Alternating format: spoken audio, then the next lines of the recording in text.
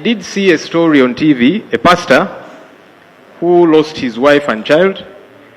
He did make an appeal to government, saying, please allow us to conduct a funeral service at that Chitezi place so that we have closure for our loved ones, because he lost his wife and child and the bodies have not been exhumed.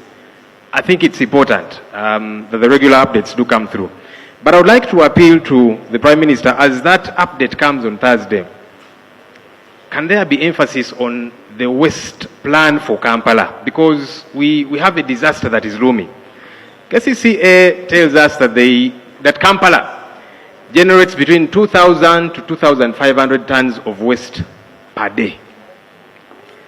That waste now does not have a home. They tried to go to Wakiso, it was not received well. They tried out Mukono, there is an arrangement that is not quite working out. When you move through different parts of Kampala, right, Honourable Speaker, you will find heaps of garbage because it's not being collected. Can we know what the plan is? Otherwise, we're going to have another disaster, cholera or something of the sort, away from Chitezi. Now, the other parts of Kampala and the surrounding areas, it's important that that update captures what the plan is. Thank you. Thank you. Honourable